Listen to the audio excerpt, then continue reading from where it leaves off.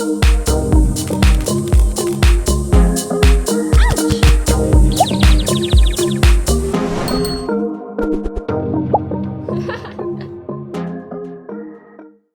everyone, I'm Meredith and welcome to my channel. If you're new here, I'm so excited that you found me, and if you're returning, I'm so grateful you decided to come back and watch more. I love all things luxury. I love luxury shoes, I love luxury handbags, luxury lifestyle and vlogging, and if they're things that appeal to you, I hope you'll do me a massive favor and hit that subscribe button down below. I am so confused. I don't understand. It makes no sense to me. I don't get it. I just don't get it. And I don't know, is it just me or do other people not get it? I am talking about this whole conversation around loud luxury versus quiet luxury versus old money versus new money and who's rich and who's not. And I don't get it. I'm so confused. I can't wrap my head around it. I have been talking to my friend Dale from Dale's Addiction about this ad nauseum for weeks now. And poor Dale, she just gets copped with it all the time. I'm like, I don't get it. I don't understand. Why are we still going on about this? And she has helped me clarify some of the points that I'm going to make today around this. So I thank her for putting up with me as my friend. I'm sure there are times that she sees my little notification come up in the messages. She's like, oh God, Meredith, get over it. But she has helped me with some of these points and I am so grateful to her. If you don't already follow her on YouTube, please do. I will link her channel down below. She's fabulous. She is always considered and she's lots of fun and has a great collection as well. So if you're not following Dale, please go follow her. She most certainly deserves the support after putting up with me. So after watching lots of videos around poor people versus rich people versus quiet luxury versus loud luxury versus old money versus new money, oh my God, does it go round and round and round? I have a few things that I would like to bring up and a few things that are causing me concern and confusion. So first off, there's this whole conversation around rich people. What is rich? So I understand most assuredly that I am in a privileged position that I have worked hard to get to. I get that. Am I rich? I don't know. You know why? Because there's no like tier system that you like suddenly hit that point and there's like bells go off and you go ding, ding, ding, ding, you're rich, you're rich. In my head, you are rich if you can afford luxury at any level, because that means that you have enough disposable income that you can go and buy a luxury item. You are no longer fighting to keep a roof over your head and food on the table. You are now looking at luxury goods as something you can afford. Therefore, you are rich as far as I'm concerned. But it has come to my attention that that is not how other people view it, because it would appear that we have lost poor people, that they have just been overlooked. So when I listen to conversation around loud luxury versus quiet luxury, and the loud luxury being logos, which equates to new money, or poor people, I'm like, hang on a minute, whoa, whoa, whoa. Poor people don't have money for luxury. Middle class people may well have money for luxury, and rich people and the uber rich, which apparently is a whole new subset now, they all have money for luxury. Poor people have been forgotten. We are now referring to middle class people as poor people because they're buying luxury goods like Louis Vuitton monogram Neverfulls. No, they're not poor. Poor people are trying to pay rent. Poor people are trying to buy food. Poor people are barely scraping by. Poor people need assistance a lot of the time. Poor people are not looking at luxury goods. They're just trying to get on with their life. They're just trying to live. So the people who are buying the loud luxury are not poor. They're middle class. Or they might even be rich, but we don't know because there's no class system set out where it's clear that at this point you become rich. So I don't get it. I just don't get how we lost a whole subset of like society and we just forgot that poor people exist, because if we're now referring to middle class as poor, what are poor people? I just feel like it doesn't make any sense to me. I don't get it. I don't understand. I don't understand. I also have an issue And Dale helped me come to the conclusion on this one. This was her, like, she said it and the light bulb went off and I went, oh my God, you're so right. But not all rich people are interested in fashion.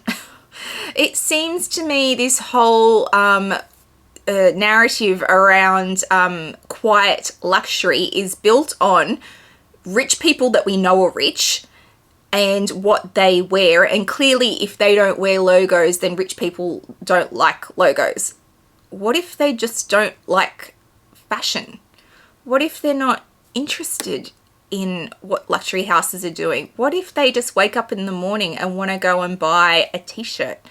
Like, they don't care about what's in and what's happening. What if, like, what about those people? What about those rich people? We seem to forget that in this little luxury bubble that a lot of us live in, that it is all about what's new, what's coming out, what the fashion houses are doing, but not everybody exists in this bubble or cares about this bubble.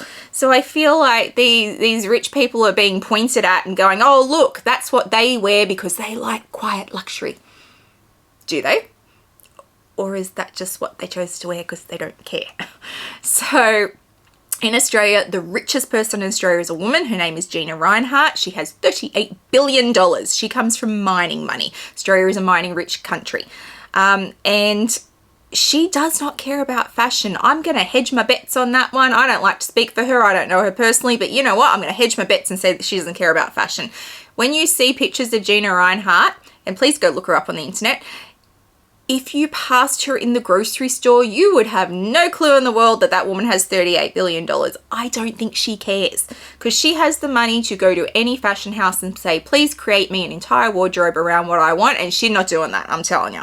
So not all rich people care about fashion. So I think that's probably an important point to make and one that Dale gave me, and the light bulb went off and I went, oh my God, that's it. You are so correct. It's also important to know that rich people dress for occasions like the rest of us. And once again, I keep using the term rich and I don't know what the line of demarcation for rich is, but like, let's just go with it for now. So rich people will dress for the occasion. There was a lot of talk about Gwyneth Paltrow when she was in court about dressing, how she was all about quiet luxury. That's her aesthetic. That's her thing. She loves quiet luxury. Look at her in her fabulous something from the row and something from somewhere else. Isn't she just the epitome of quiet luxury? So Gwyneth Paltrow was in court and she was being sued, and it wouldn't have looked good for her to wear a whole heap of logos to court when she was trying to defend herself and not have a massive payout to the doctor that was claiming hit her in a skiing accident. So it wouldn't have been a smart move for her to dress in loud luxury at that point. So is it that Gwyneth Paltrow really loves quiet luxury and is the quiet luxury queen, or is it that she was just dressing for the occasion?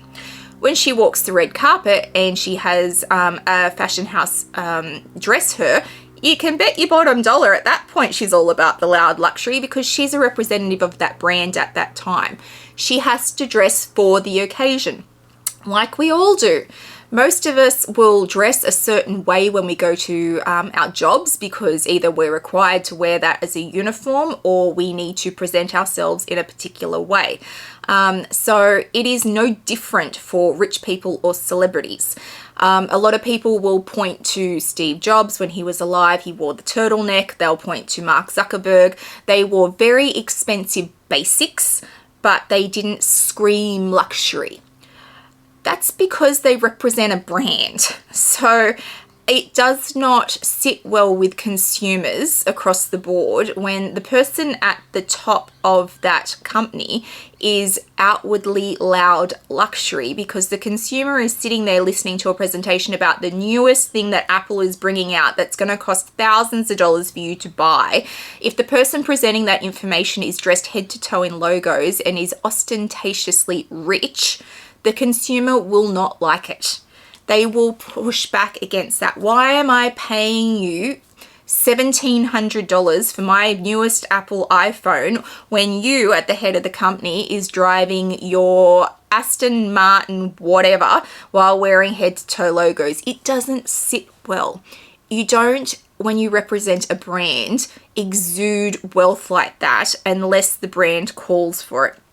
Obviously, the CEO of Gucci is more than welcome to walk around in a head-to-toe Gucci logo tracksuit. It's their brand.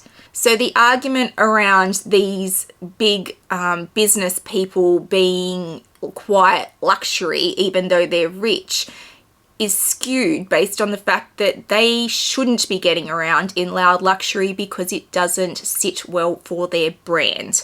I argue royalty is the same. We talk about how the royal family, the British royal family, are very quiet luxury. Most royal families are very quiet luxury. Isn't that fabulous because they are so old money and that's how that they always dress? Well, first off, not all royalty are interested in fashion like everybody else, and secondly, it's not their brand. The royal family is still a brand. They still present a face to the public and they have to dress for that. If they were head to toe logo, they would be torn apart for spending that kind of money on those clothes. When they are quiet luxury, they can get away with it. Even now, when you see for example, the Princess of Wales, if she dresses in a very expensive dress, they will give you the price that that dress is because they're drawing attention to how much it costs. And sometimes she gets smacked around in the press for it. I remember growing up when Sarah Ferguson entered the royal family and she and Princess Diana would go and shop on, I want to say Sloane Street or Bond Street, whatever the street in the UK is that it has all the very big fashion houses on it. And they would get hammered in the press about that. Like, how dare they be out there spending that kind of money? They have the money, they want to spend it on those brands, but it's not seen as something that the royal family do. It is not their brand. So a lot of the examples that we see used in all these videos around these things, they don't hold weight when you consider who the people are always. But I guess my main concern, thought, confusion around this whole quiet luxury, loud luxury thing seems to be it's all about looking rich. It would appear that the way you look is more important than anything else in this. So people are equating quiet luxury with old money. Once again, if you've got old money, maybe you're not interested in brands or fashion. Like, you can't just say, oh, they're old money so they'll only dress a certain way. Well, have they got any interest in dressing any other way? And if you are old money, or if you are royalty, if you say to the person who dresses you or goes and buys your things because you can't go to the shops yourself, I don't see the Princess of Wales nipping down to Kmart to get her clothes anytime soon. But if she says, I just want some basic t-shirts and jeans, the person who goes and buys them will generally look at a higher level of luxury in those categories because they're royalty. So she's not making that assumption, or that she's not telling them to go and buy that. That's just what's being presented to her. So because she hasn't got the option of just nipping down and going to the local store to buy what she wants. But this whole argument seems to be around, we want to look a certain way. So people will say, I dress quiet luxury because I want to look, a certain way. That's cool. Like, if that's your aesthetic, then I fully support you in that. But I don't like the distinction between quiet luxury is wealthy and loud luxury is poor. It doesn't hold any weight for me. It doesn't make any sense to me. If you want to wear beige and taupe and nothing but neutrals and no logos whatsoever because that's the way that you want to dress, that's your aesthetic, then I don't understand why it needs to be labeled. Why can't it just be, I dress like me, this is what I like? Why does it need to be, I dress quiet luxury? I feel like there's a lot of self-elevation in statements like that. My whole aesthetic is quiet luxury. Right, why can't your whole aesthetic just be your own aesthetic? Like, who do you dress like? I dress like Meredith because that's what I like. I buy the things I like. I don't understand why I need to put a label on it. Loud luxury, quiet luxury. And in fairness, I jump between the two, whatever those categories. When you look at those categories, I jump between the two. Like, I don't care. I don't think about it. I'm not trying to be anyone I'm not.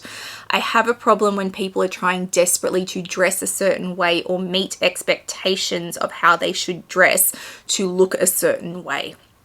I think it's a slippery slope. I think at that point you are dressing for other people instead of dressing for you. And for the most part, most people don't care how you dress. They just like, you got clothes on? Great. Good job. You did your job this morning. You put clothes on. There is so much self-judgment that leads to you thinking others judge you, that it really doesn't do anyone's mental health any good. I don't feel we need the labels. I don't think we need loud luxury or quiet luxury. And I certainly don't think those things need to be tied to old money versus new money versus poor people. I feel like in this whole conversation, poor people have just been forgotten, like the truly poor people. And we have now pushed an entire middle class down to poor, which is just sad. Like, middle class is fantastic. Middle class is where I was brought up. And my parents would most certainly say that there were times that we were poor, but I remember my childhood, I didn't go without anything. I didn't know any different, which is what your job as a parent is, to present to your children the best possible life with what you've got, and for them to grow up thinking that they didn't want for anything. That's fantastic. I wasn't spoiled, most certainly. We didn't have the money for that. But, you know, my life as a poor person, like a poor child of poor people moving into middle class, was solid. I have no issues with it, and I'm grateful for everything I have. My parents have done exactly what you're supposed to as a parent. They have had a child who has done better than they did, and my job as a parent now is to make sure my children do better than me. That's all you ever want for your children. So I just feel like this exclusion of poor people and this pushing down of the middle class, it's just so wrong. I don't like it. I don't like this whole conversation. It makes me mad part of the time, and Dale will attest to that. It may well be because I'm from a culture that doesn't have real old money. So Australia, we have the oldest living culture on earth, the First Nations people, and colonization only happened not quite 250 years ago. So with colonization came white wealth, and that is only 250 years old, give or take. And the first fleet when they arrived were all convicts, so they didn't bring any wealth with them. We're a convict nation. So we don't understand old money in the same way that some Asian countries and some European countries understand it, because we don't have that. We don't have, oh, my wealth's been passed down through 16 generations. I don't know. So it might possibly be I have such issues with it because it's not a concept we understand in Australia, because there is no old money in Australia. But I don't know, I'm not comfortable with the conversation around it. It makes me incredibly cranky and annoyed, and I don't like classism. I understand that I am privileged, that I am in a privileged position, but I don't ever see myself as someone who treats anybody any differently based on their socioeconomic background, what they wear, what they have. I don't care about any of that. I never have. People will assume that I do based on what I have, but I most certainly don't ever feel like that. I have had friends that I have had since school who will attest to the fact that I am the same person I always have been. I still see the same people I always have. I love them no matter what. I don't care about any of that. So for me, it's just such a strange topic, and it's just done my head in the last several weeks, where there's been old money versus new money versus quiet luxury versus loud luxury. I don't care. Wear what you want to wear. Be you. Love it. Don't label it. Just buy what you love and wear it without the labels. We don't need it. There's enough labels. We've got Louis Vuitton, we've got Hermes, we've got Dior, we've got Fendi, we've got enough labels. We don't need to be then breaking these people up who buy from those brands into subsects of uber rich and poor and middle class. Like, we don't need any of it. Just go buy what you want to buy. Wear it. Love it. Be you. Let's celebrate that. In a time of you do you, thanks to the next generation for that, you do you. Why do we care? Just, it's just become this whole narrative around it's more important what you look like than who you are, and I don't like it. I'm not here for it. Just be you. That's what I say. If you've liked today's video, please give it a thumbs up and hit that subscribe button down below. It means a lot to a content creator when you hit that subscribe button.